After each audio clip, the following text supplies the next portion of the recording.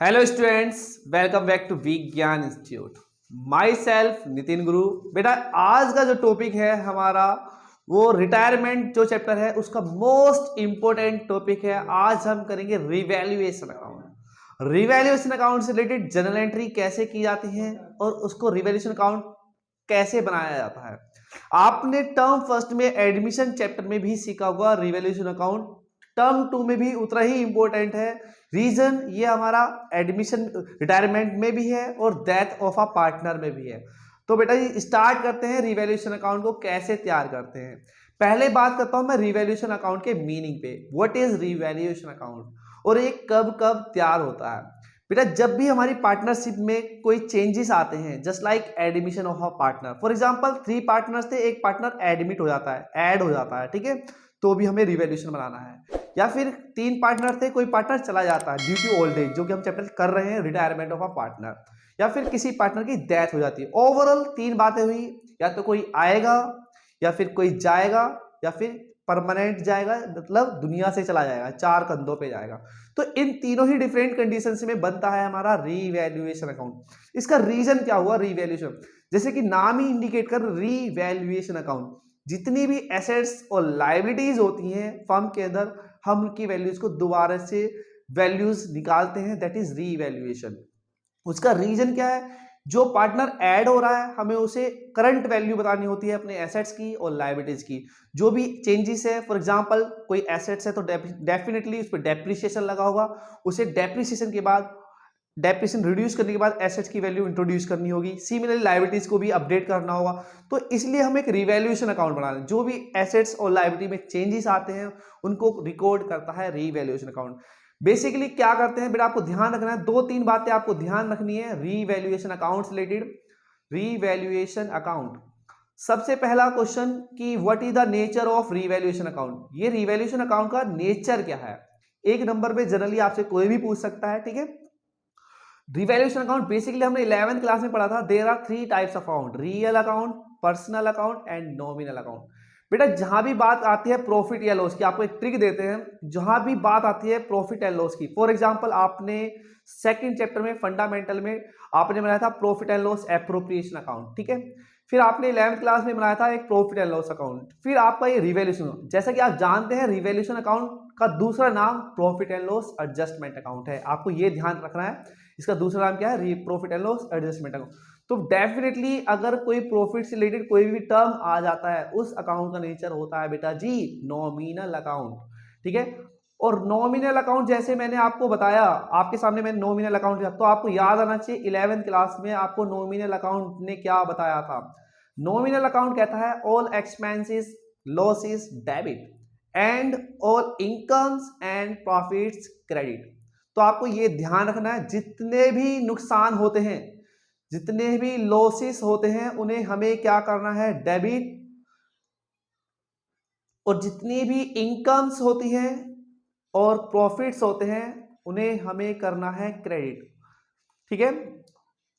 It means आपको ध्यान रखना है all expense loss debit, all income profit credit, all expense loss debit, all income profit credit. It is clear. आपको ये mind में एक पॉइंट सेव कर लेना है। अगर आपने अपनी नोटबुक नहीं ली है, ठीक है, पेन नहीं लिया, प्लीज ले लीजिए। एक एक टर्म इंपॉर्टेंट होगा इस वीडियो का, एक एक चीज इंपॉर्टेंट बताई जाएगी। आप वीडियो को पूरा देखिए और बहुत ही ज्यादा हेल्पफुल होगी, ठीक है। तो बेटा जी आपको एक पॉइंट दिया यहां पर, मैंने बताया कि रिवैल्यूएशन अकाउंट का नेचर नॉमिनल होता है और इसका दूसरा नाम profit and loss adjustment account है। और नॉमिनल अकाउंट कहता है all expenses, losses debit, all income profit credit. It means कोई भी नुकसान हुआ तो उसे आपको डेबिट करना है और कोई भी इनकम हुई तो उसे क्रेडिट करना है, ठीक है। ये हुआ रिवैल्यूएशन। रीजन बनता कब कब है रिवैल्यूएशन अकाउंट, ये बेटा एडमिशन के टाइम ही बनता है, जब किसी पार्टनर का एडमिशन होता है। ये बेटा रिटायरमेंट के टाइम ही बनता है, जब कोई पार्टनर रिटायरमेंट होता है। और हमारा चैप्टर बेटा रिटायरमेंट ही चल रहा है, इसीलिए हम इसे यहां पर पढ़ रहे हैं, ठीक है। सेकंड, ये डेथ ऑफ अ पार्टनर में भी बनता है। इट मींस ओवरऑल कह सकते हैं हम कि जब भी पार्टनरशिप फर्म में कोई चेंजेस आते हैं हम रिवैल्यूएशन अकाउंट बनाते हैं, और मैंने आपको रीजन भी क्लियर कर दिया। तो बात करते हैं बेटा इसके फॉर्मेट की, जैसा कि आपको स्क्रीन पे दिखाई दे रहा है रिवैल्यूएशन अकाउंट। अभी आपको मैंने एक छोटा सा पॉइंट बताया, जितने भी एक्सपेंस या लॉस होते हैं, एक्सपेंस या लॉस होते हैं, जितने भी, कोई भी एक्सपेंस होगा या लॉस होगा वो डेबिट होगा। इट मींस कोई भी नुकसान होता है तो डेबिट, और कोई भी इनकम होती है या फिर प्रॉफिट होता है तो क्रेडिट। ठीक है, ओवरऑल कह सकते हैं कोई नुकसान है तो डेबिट, कोई इनकम है तो क्रेडिट। ठीक है, आपको ध्यान क्या रखना है रिवैल्यूएशन अकाउंट में, भाई फायदा और नुकसान तो बहुत तरीके से होता है, लेकिन बात कर रहे हैं हम रिवैल्यूएशन अकाउंट की, तो रिवैल्यूएशन अकाउंट में आपको दो चीज ध्यान रखनी है, केवल एसेट्स और लायबिलिटीज से रिलेटेड ही चीजें आने वाली है। एसेट्स और लायबिलिटी, अगर कोई एसेट्स की वजह से नुकसान या फायदा होता तो आएगा, या फिर कोई लायबिलिटी की वजह से फायदा नुकसान होता तो आएगा। ठीक है, तो ये कैसे कैसे होता है, for example increase in liability, अगर लायबिलिटी बढ़ जाती है तो एक हमारा नुकसान है। फॉर एग्जांपल बैंक लोन था 5 लाख का, अब वो बढ़ के 5,50,000 का हो जाता है, तो ये 50,000 का हमारा नुकसान है। ठीक है, इस तरह decrease in liability, decrease in liability फायदा है। फॉर एग्जांपल एक क्रेडिटर था, वो कहता कि भाई मुझे पैसे नहीं लेने, आप चलो मैंने माफ कर दिया, a creditor were not likely to be claim, तो ये एक फर्म के लिए क्या होने वाला है, फायदा होने वाला है। It is clear. नाउ कुछ एसेट्स की तरफ देखते हैं। इंक्रीज इन एसेट्स, हमारी लैंड थी जिसकी कीमत 25 लाख थी, अब वो बढ़ जाती है उसकी कीमत, एप्रिसिएशन लग जाता है, तो ये हमारा फायदा है। कोई हमारे फर्नीचर था उसकी वैल्यू पे डेप्रिसिएशन लग जाता है, वो हमारा नुकसान। ओवरऑल आपको दो बातें ध्यान रखनी है, कोई नुकसान है तो डेबिट, कोई इनकम है तो क्रेडिट, एक बात। दूसरी बात आपको ध्यान रखना है, एसेट्स और लायबिलिटी से रिलेटेड चीज आएगी, जैसा कि आपको फॉर्मेट दिखाई दे रहा है बेटा, decrease in the value of assets, किसी एसेट्स की वैल्यू में कमी आना जो होता है वो हमारा क्या होगा, डेबिट होगा रिवैल्यूएशन अकाउंट में, आपको दिख रहा होगा। फॉर एग्जांपल डेप्रिसिएशन लग जाना, आप उसे डेबिट साइड लिख देंगे, ये रहा। ठीक है, उसके बाद increase in the value of liabilities, ठीक है, अगर कोई वैल्यू लायबिलिटीज की बढ़ जाती है, ये भी हमारा नुकसान है बच्चा, इसको भी डेबिट कर देंगे आप।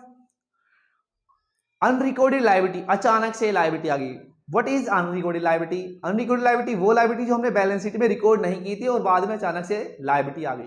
ठीक है, तो इस तरह की जो लायबिलिटी होती हैं वो हमारी अनरिकॉर्डेड होती हैं, और ये भी हमारे लिए नुकसान है, तो इसलिए डेबिट किया गया है। It is clear. सेकंड देखिए बेटा, आप देख रहे हैं यहां पर फायदे वाली बात, increase in the value of asset, अगर किसी एसेट की वैल्यू बढ़ जाती है तो ये हमारा एक फायदा है, इसी वजह से हमने इसे कहां लिखा है, credit side. Clear. Second, decrease in the value of liabilities, liabilities कम हो जाती है, ये भी एक हमारा फायदा है, इसी वजह से हमने क्रेडिट साइड लिखा है। ठीक है, अनरिकॉर्डेड एसेट्स, अनरिकॉर्डेड एसेट्स का मतलब जैसे अनरिकॉर्डेड लायबिलिटी समझाया, सिमिलरली ऐसा ही है ये कुछ, लेकिन ये फायदा है, इसी वजह से क्रेडिट। क्यों, फॉर एग्जाम्पल हमारी बैलेंस शीट बन चुकी थी और पार्टनर, मान के चलो एक पार्टनर था, वो घूम रहा था और उसने देखा कि उसके स्टोर में एक टाइपराइटर था, पुराना था, वो पड़ा हुआ था, लेकिन वो बैलेंस शीट में नहीं लिखा था। कोई भी अचानक से आपका एसेट्स फर्म का है और वो आपने बैलेंस शीट में नहीं लिखा और वो मिल जाता है, तो फर्म के लिए एक फायदा है। रीजन, हम उसे रियलाइज करके, हम उसे बेच के पैसा प्राप्त कर सकते हैं। एसेट्स तो फायदे की चीज है, अचानक से मिल जाना, तो इसी वजह से हमने इसे कहां लिखा है, क्रेडिट साइड। बैलेंसिंग करेंगे, अगर बैलेंसिंग डेबिट साइड आई तो बेटा रिवैल्यूएशन प्रॉफिट होगा, जो कि old partner old ratio, old partner old ratio. It is clear. Retirement में तीनों को ही मिलेगा, बेशक वो रिटायर हो रहा है, था तो पुराना ही पार्टनर। It is clear. अगर बैलेंसिंग अगर हमारी आती है क्रेडिट साइड, ये इसे बोलते हैं हम revaluation loss, old partner old ratio. I hope आपको ये अच्छे से फॉर्मेट समझ में आ चुका होगा। ठीक है, आपको मैं एक ट्रिक देता हूं, जर्नल एंट्री की बात करते हैं। काफी टीचर कहते हैं कि अकाउंट की हेल्प से आप जर्नल एंट्री कर सकते हैं, अकाउंट बनाने का, लेकिन काफी टाइम मैंने बहुत ऑब्जर्व किया है, बहुत सारे बच्चों के साथ क्या होता है कि सपोज कीजिए आपके पास लास्ट की 2 और 3 मिनट्स है और क्वेश्चन आया था जर्नल एंट्री का रिवैल्यूएशन अकाउंट से रिलेटेड। एक बच्चा क्या करता है, रिवैल्यूएशन अकाउंट बनाता है और शायद ऐसा हो सकता है कि उसका 2 या 3 मिनट में रिवैल्यूएशन अकाउंट ना बने और उसे एक भी मार्क्स नहीं देगा बोर्ड। रीजन, क्वेश्चन ने कहा था जर्नल एंट्री। तो आपके लिए एक सिंपल ट्रिक है, इजी सी ट्रिक है, इस ट्रिक को थोड़ा सा सीखिए और journal entry within seconds करेंगे without preparation of the revaluation account. वो ट्रिक क्या है, देखिए ध्यान से बच्चा। ट्रिक है बेटा रिवैल्यूएशन अकाउंट, ध्यान समझना। पहले इस ट्रिक को समझने में टाइम लगा लो, लेकिन इसे एक बार समझ में जिसको आ गई वो कोई भी एंट्री डेफिनेटली गलत नहीं करेगा अगर रिवैल्यूएशन अकाउंट से रिलेटेड आती हैं। और मोस्ट प्रोबेबिलिटी लग रही है बेटा इस बार टर्म 2 में आपको एंट्री ही देखने को मिलेगी। ठीक है, तो ध्यान से समझो बेटा, इसको क्या कॉन्सेप्ट है ये रीवैल्यूएशन अकाउंट।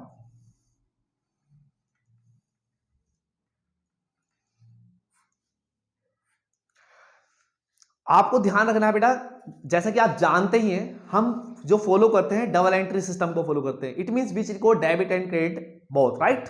तो बेटा होता क्या, कोई भी जर्नल एंट्री होती है उसमें डेबिट और क्रेडिट का होना मस्ट होता है।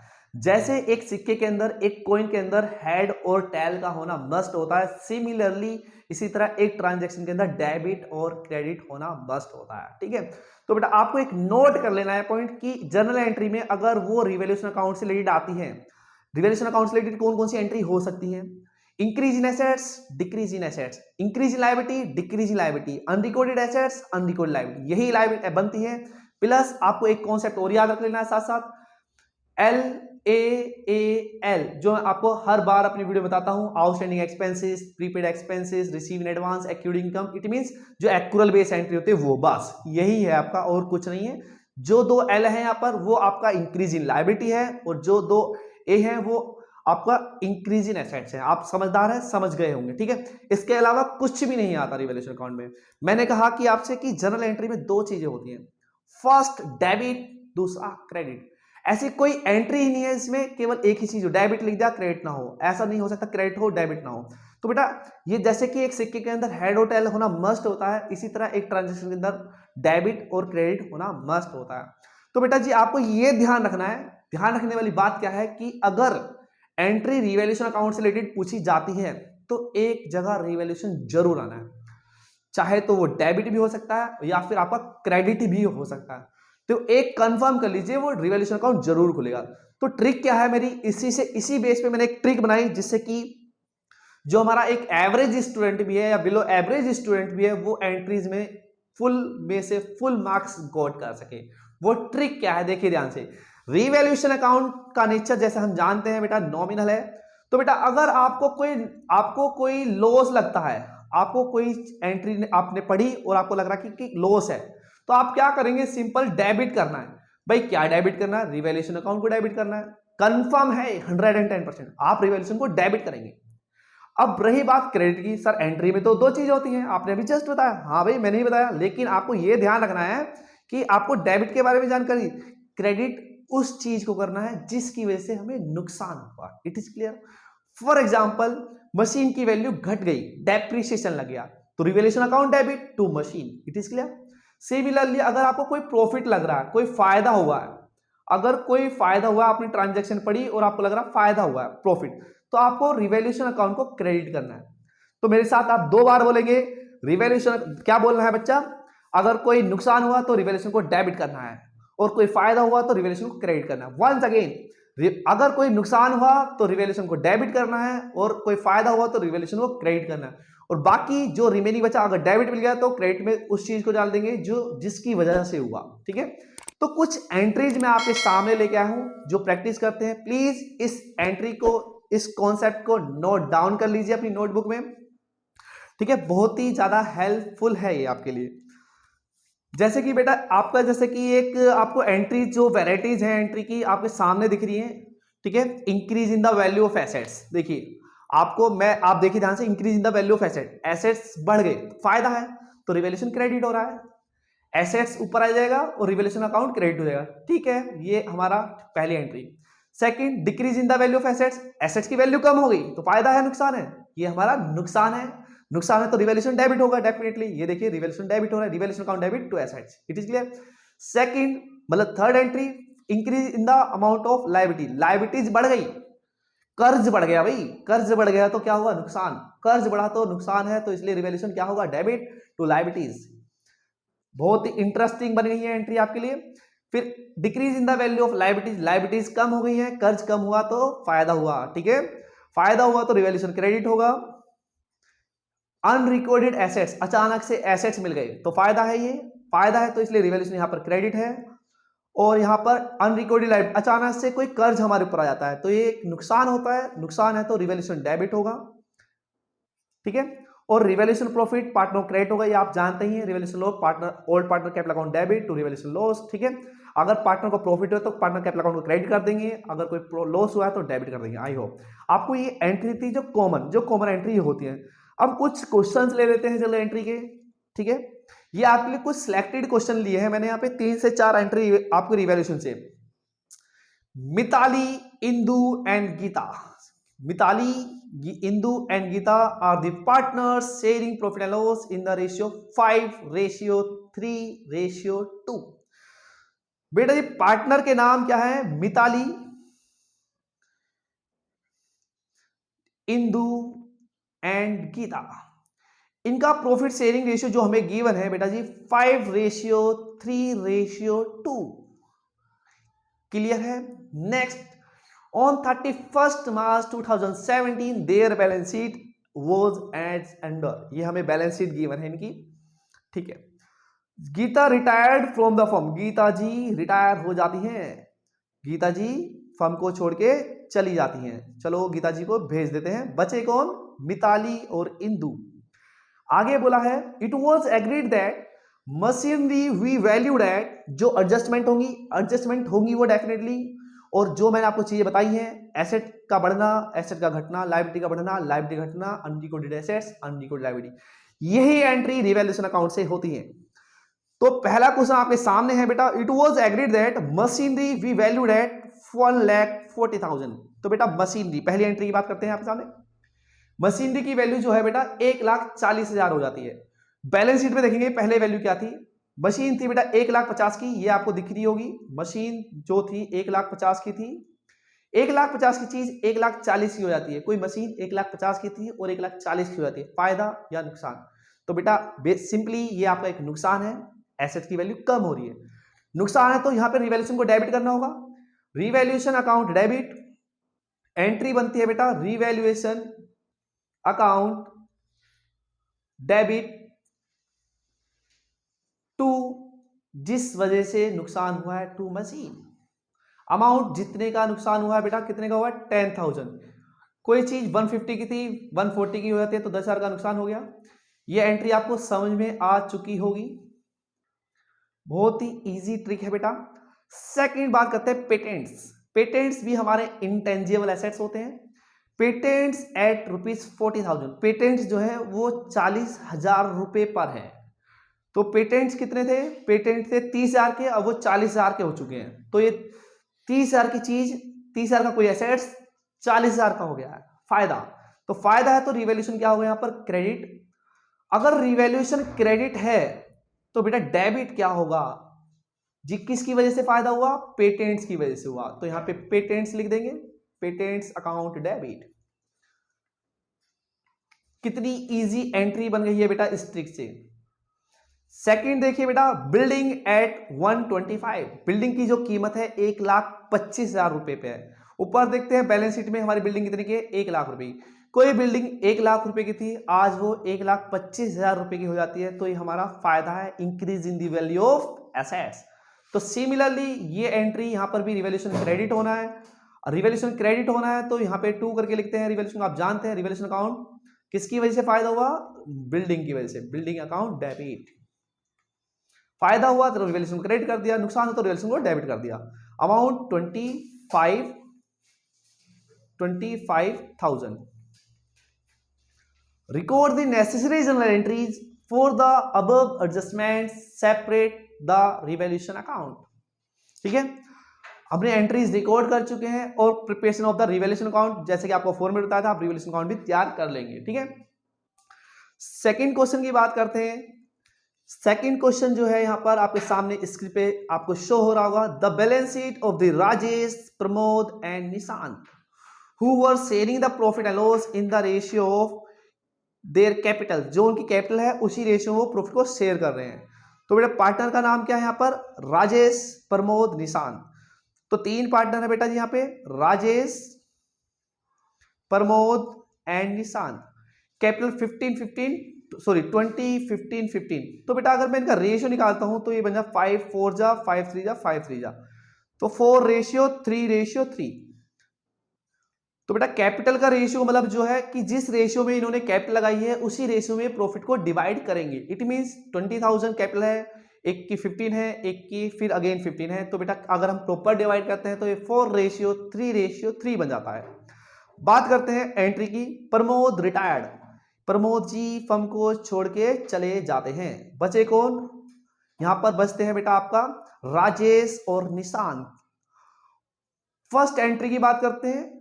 ए, stock is reduce by, stock हमारा एक एसेट्स है, उसकी वैल्यू 10% से कम हो जाती है। स्टॉक देखेंगे आप, स्टॉक कितना है 15,500। इट इज क्लियर, 15,500 का 10% रिड्यूस होना, इट मीन 1550। अगर कोई एसेट की वैल्यू कम होती है, डेप्रिसिएशन हमारा नुकसान होता है, तो ये हमारा नुकसान है, तो रिवैल्यूएशन क्या होगा? डेबिट। तो ये इसकी एंट्री बन जाती है बेटा जी revaluation account debit to stock. Amount होगा बेटा जितने का हमें नुकसान हुआ 1550, 10% of the stock. Next B entry की बात करते हैं। Factory building were appreciated by 12%। जो फैक्ट्री की बिल्डिंग है, सॉरी जो बिल्डिंग है हमारी, उसकी वैल्यू 12% से बढ़ जाती है। बिल्डिंग की वैल्यू आप देख रहे हैं यहां पर 12,000 का 12% 1440। इट इज क्लियर, ठीक है। तो अगर बिल्डिंग की वैल्यू बढ़ती है तो ये हमारा एक फायदा है, तो यहां पे रिवैल्यूएशन क्या होगा? क्रेडिट होगा। Building account debit to revaluation. Building की वैल्यू 12,000 है और उसका 12% एप्रिसिएट हो जाता है बेटा, तो 12% होगा आपका 1440। नेक्स्ट बात करते हैं सी एंट्री की। C adjustment, provision for doubtful debt is created up to लिखा हुआ बेटा, टू मतलब डिफरेंस लेना है आपको, ध्यान रखना। टू और एट में डिफरेंस लेते हैं, आपको ध्यान रखना है। हमने प्रोविजन बना रखा है 500 रुपए का, ठीक है। अब ये बनाना था बेटा हमें 5% तक, तो बेटा 5% की अगर मैं बात करूं तो बेटा 10,500 का 5% जो होता है हमारा बेटा 525, ठीक है।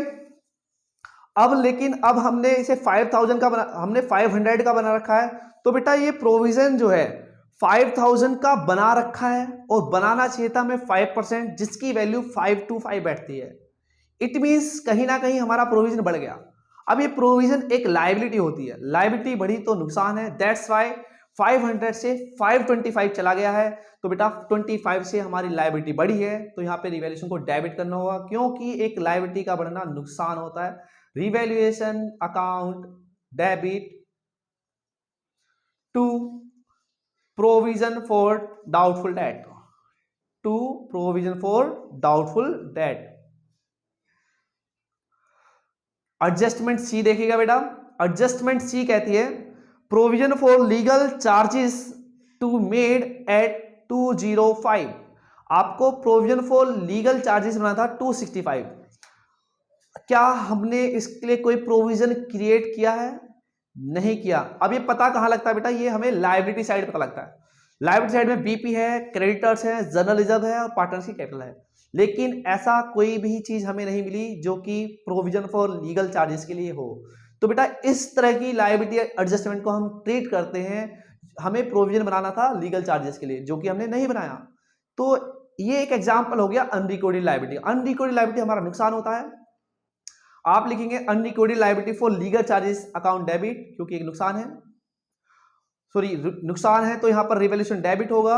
Revaluation account debit to provision for legal damages amount 265, यहां पे 25 आना था। Adjustment E, the goodwill of the firm. बेटा ये part, the goodwill of the firm we fixed at, जो फर्म की गुडविल है वो 10,000 रुपए है। बेटा ये एंट्री जो है गुडविल की, जो एंट्री हमारी पार्टनर्स कैपिटल अकाउंट से रिलेटेड है, वो हम नेक्स्ट वीडियो में कराएंगे। यहां पर आज हम जो डिस्कस कर रहे हैं टोटली रिवैल्यूएशन अकाउंट की बात कर रहे हैं। आज की वीडियो के बाद आपका रिवैल्यूएशन अकाउंट से रिलेटेड कोई भी क्वेश्चन, कोई भी जनरल एंट्री नहीं रुकेगी।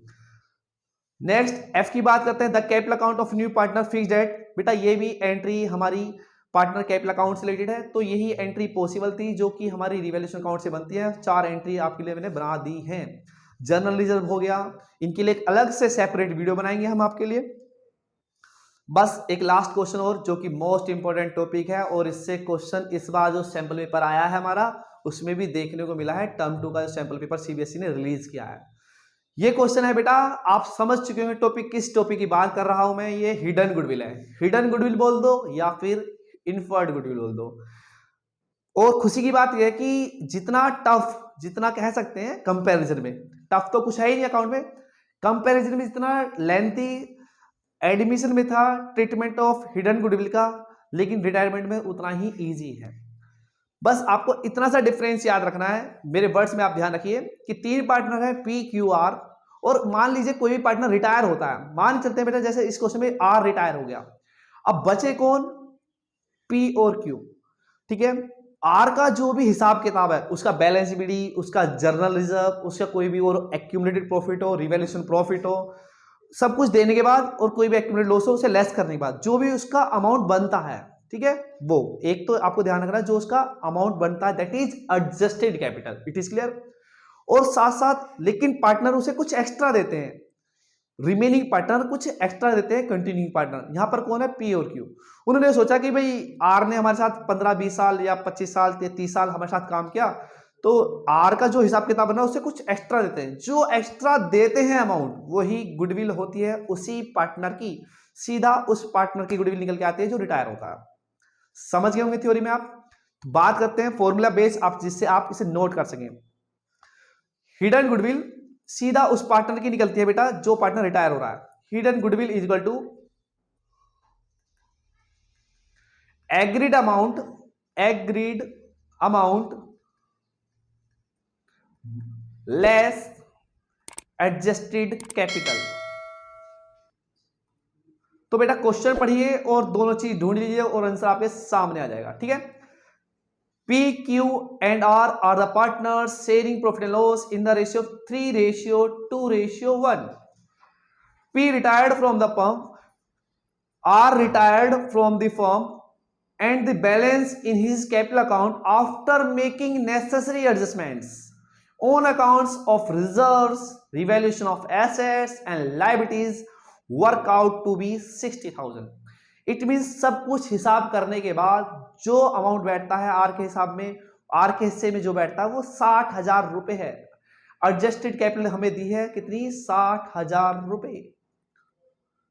सेकंड बोला है क्वेश्चन ने P and Q agreed to pay, लेकिन जो रिमेनिंग पार्टनर है पी और क्यू वो एग्री है उसको कितने देने में, 75 एग्रीड अमाउंट। तो टोटल ये हो गया 75 minus 60 is equal to 15,000। What is this, this is the goodwill of retiring partner share. यही हिडन गुडविल है, यही हमारे उस पार्टनर की गुडविल है जो पार्टनर रिटायर हुआ है। Most important, it means R share goodwill, R share of goodwill, ये आर के हिस्से की गुडविल है बच्चों।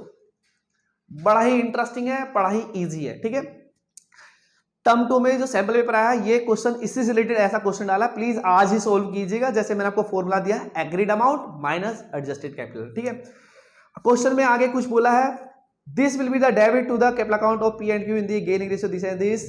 तो एंट्री मांगी है बेटा, गेनिंग टू सेक्रीफाई आप कर लेंगे, वो ऑलरेडी मैंने आपको लास्ट वीडियो बताई थी। सो बेटा bye bye, thank you for watching my video. बेटा ज़्यादा से ज़्यादा शेयर कीजिए और ज़्यादा से ज़्यादा हमारी वीडियो सीखिए, लेकिन कुछ चीज़ों का ध्यान रखना है, प्रॉपर वीडियो देखिए और प्रॉपर नोट कीजिए और वीडियो को पूरा जरूर देखें। सो बेटा finally thank you for watching my video, bye bye.